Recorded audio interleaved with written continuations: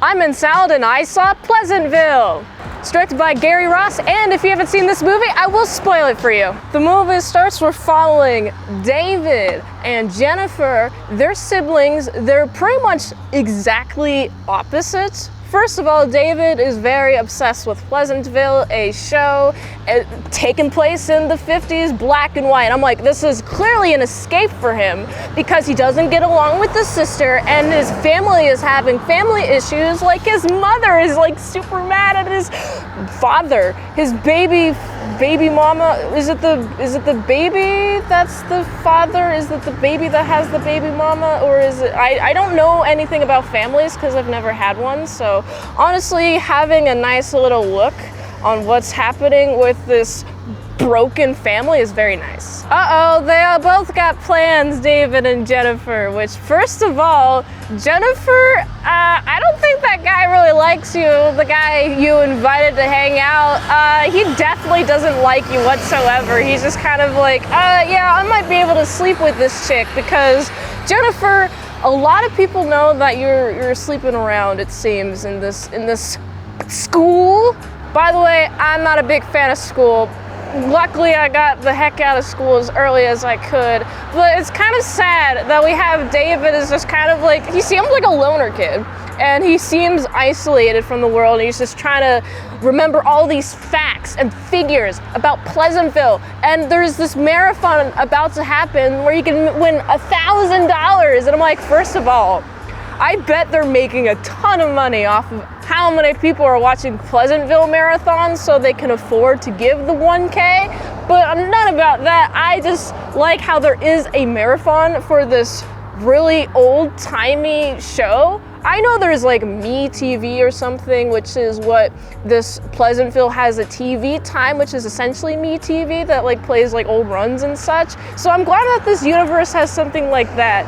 And I also really like how Jennifer and David are supposed to be watching TV at the same time and they fight over the TV remote and then the TV remote breaks and then there's this guy who just randomly shows up. I'm like, first of all, how did you get here, guy?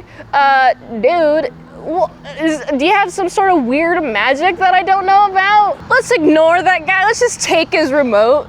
First of all, I really like the character moments in this movie. We have Jennifer. She's just like, yeah, let's get over with. Yeah, that's right, remote. Yeah, we're good.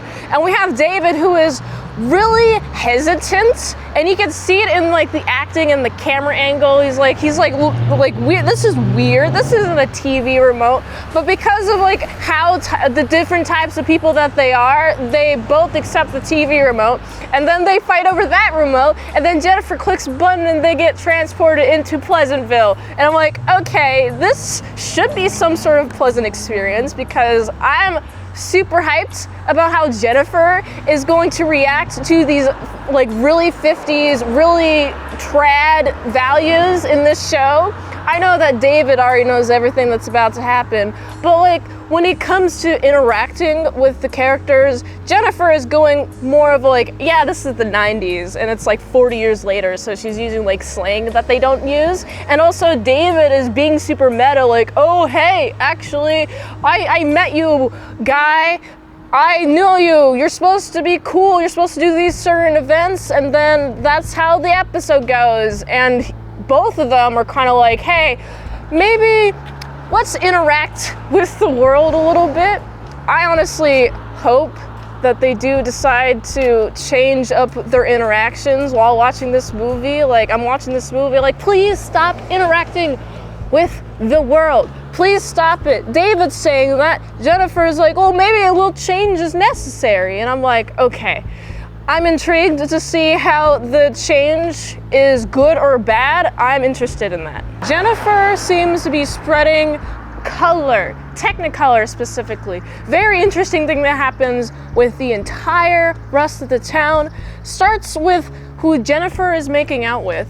Also, Jennifer introducing the idea of sex is making more people turn Technicolor, and this is a big issue with a lot of those who still remain monochromatic. They're very angry about this. They're like angry and bitter and hate them for being Technicolor. And what happens is there's many points in which we have the TV repairman's like, hey, come on, I can help you out. And of course, David's like, we're too entrenched in this. We can't help you out. We can't talk to you. Oh, nope.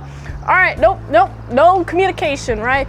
And they have to deal with the fact that now we have a bunch of people, especially the people who still remain monochromatic, they're like angry and have these signs. There are no Technicolor people allowed here. No way, Jose. And there's a lot of hubbub. There's a lot of hubbub.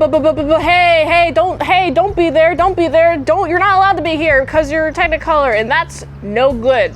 They have a courtroom and they're like, hey, we shouldn't like these Technicolor people. And David is like, okay, I've turned from monochrome to Technicolor, and this whole process is basically if you wouldn't do something you would normally do, that's when you turn into Technicolor. So what does it for Jennifer to turn into Technicolor is she starts reading. She gets super bored of people like sleeping around with people. That gets boring after a while. But David, what gets him to turn Technicolor is he stops an attempted rape. It's not good.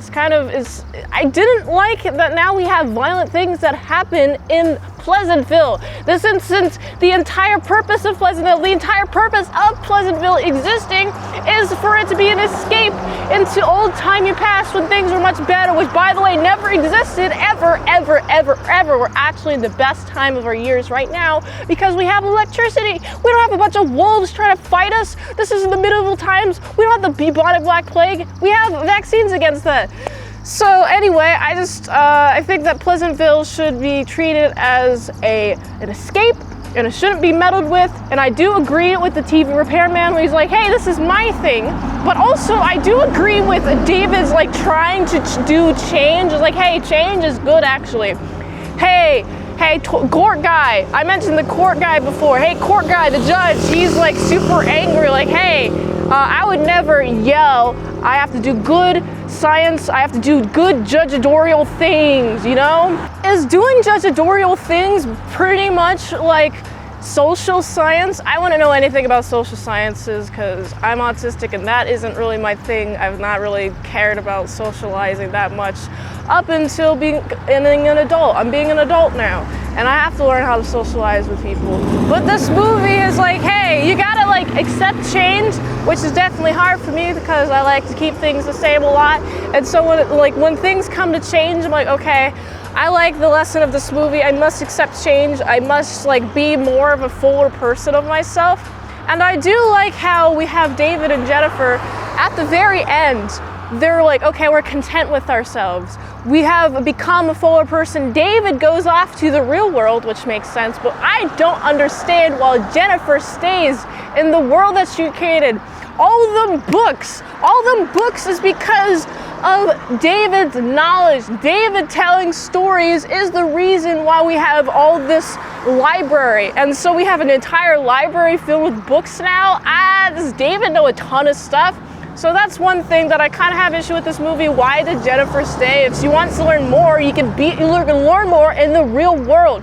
We don't have just your brother's knowledge, but we also have the cool little everyone else's knowledge. That's a little cool, right? So anyway, other than that tiny point, this movie is so amazing. Oh my goodness, I really like how they did the transition from black and white to Technicolor, which is beautiful. Overall, I really like the character progression in this movie, the world interaction, the world building is so great. I really like this movie. I couldn't recommend this movie enough.